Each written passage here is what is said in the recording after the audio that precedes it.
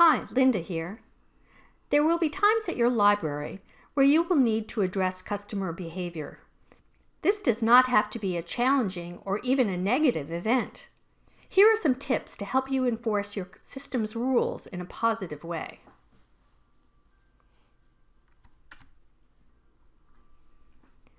Public libraries generally have a behavior policy or customer code of conduct that sets out expectations for the use of the library.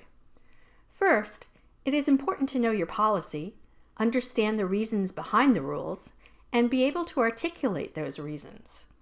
Most customers will accept rules once they understand the logic behind them. While some are self-evident, others, like no eating or drinking at the computers or no more than 2 bags per person, may require more detailed explanations. It is really important to apply rules consistently. Rules should apply to all groups equally. And if you have a rule that you don't or can't enforce, discuss it with your supervisor and senior management. It may be time to change it. In 2001, Roy F. Baumeister, professor of social psychology at Florida State, co-authored an article, "Bad is Stronger Than Good," in the Review of General Psychology. In studies of personal relationships, he found that for every negative event or conversation, it takes 5 positive events or conversations to get the relationship back on track. Ryan Dowd holds this to be true with persons experiencing trauma or homelessness. So, think about your customer encounters. Have you smiled and said hello today? Have you used the customer's name? Have you engaged them about their interests or said something nice? These niceties are all on your side when you have to enforce a rule. Ideally, everyone at your branch and in your library system should interpret the rules in the same way, but this can really be difficult. For example, how quiet is quiet? The rules should apply to children, teens, and adults equally. Customer respect diminishes rapidly if the adult yelling into a cell phone is overlooked while the teens are challenged for the slightest infraction. If food is allowed in the library, are all types of food acceptable?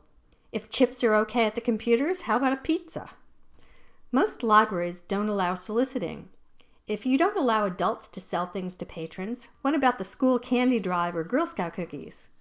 Sit down with your supervisor and teammates and decide how you will enforce the rules and use examples. So, how should you address the person behaving inappropriately? First, say hello and introduce yourself, if you haven't already before. Have go-to phrases that you have prepared in advance. Don't judge. You may say something like, "You may not have realized it, but this is a smoke and vape-free building." Be calm. Breathe. Go slowly and use a quiet speaking volume. Be respectful. This gives the customer permission to respect you back. And also be aware of your body language. Remember, introducing yourself and being respectful help you fill your relationship piggy bank, so make sure you start there. And don't judge. The customer may legitimately not know that a behavior is inappropriate. Being sorry and giving the benefit of the doubt is important. Your voice, words, and body language should be respectful. You should not appear to advance, physically confront, or retreat from the customer. Orient yourself at a 15-degree angle from the customer. Don't fold your arms. Put your hands in your pockets or keep them folded. Your voice should be in a lower register than that of the customer. Customers are more apt to comply with the rules if they believe there are good reasons behind them. For example, if you have to tell a customer that they can't sleep at the library, you might begin by saying, "We want to make sure that everyone is okay while they're here at the library, and if we see someone sleeping, we're concerned that there might be health issues, so please don't sleep while you're here." Many people debate about whether it's appropriate to say, "It is our policy." This kind of phrase may make the situation more tense, or it may just get you off the hook while throwing the organization under the bus. Watch this video for some alternative ways to get the message across. Hi, this is Dan O'Connor bringing you Say This, Not That, our weekly communication series based on our book, Say This, Not That, Power phrases to help you communicate with more power, tact, and finesse, as well as danger phrases to avoid at all costs.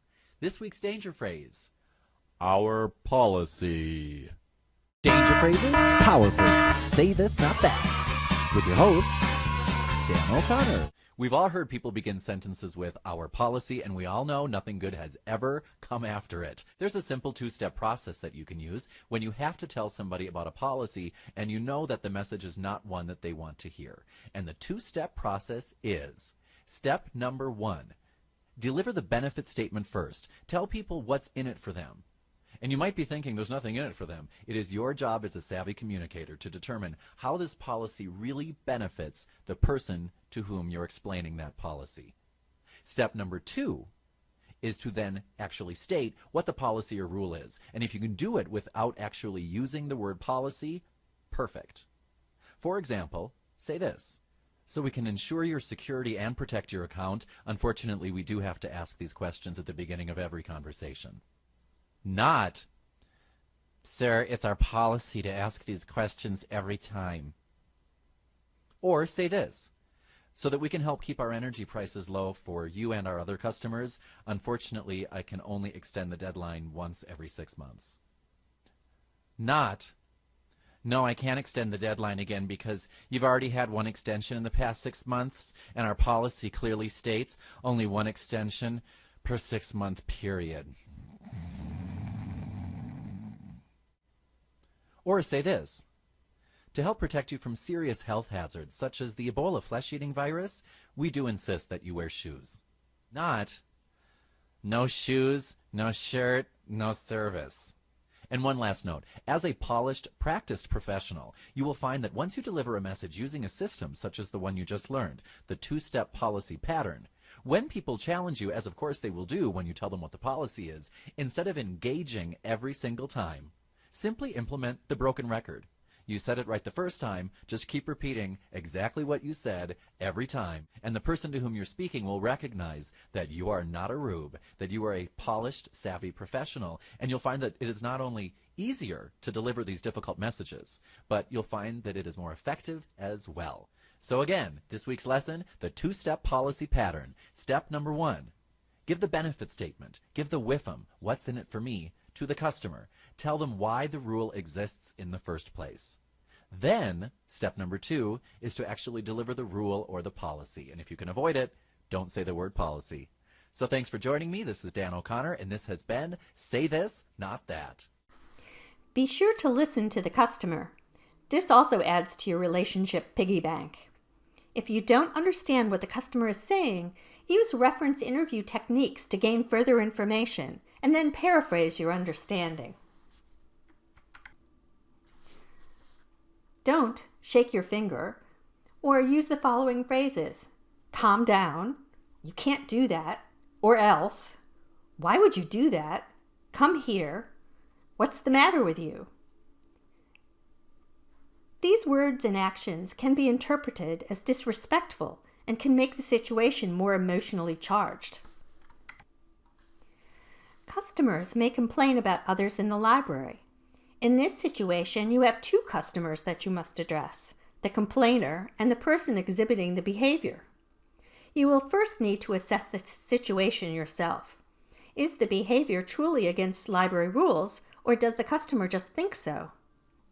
It's fine to say that you will address the behavior with that initial customer. However, the behavior that is causing annoyance may be appropriate. You may need to address the complainant's expectations and try to address their problem. For example, I'm sorry that the crying baby is disturbing you. It's important for us to provide a space for all our community members, and it may be difficult for mothers to get their library tasks done. I can move you to a quieter place while I assist the mom to complete her tasks more quickly. If you do need to address a customer's behavior, be sure to do it privately. You do not need to share the details with the customer who first complained. Sometimes, no matter what we do, we have to ask a person to leave. Here are Ryan Dowd's suggestions for how to kick someone out with empathy. First, take a minute to listen. Also, make it clear you don't think negatively of the person. Offer a fresh start. tomorrow or whenever they can come back. Feel bad about it. I'm sorry I have to ask you to leave for today. And take baby steps to get the customer moving in the right direction. For example, you may want to have this discussion as you move towards the door.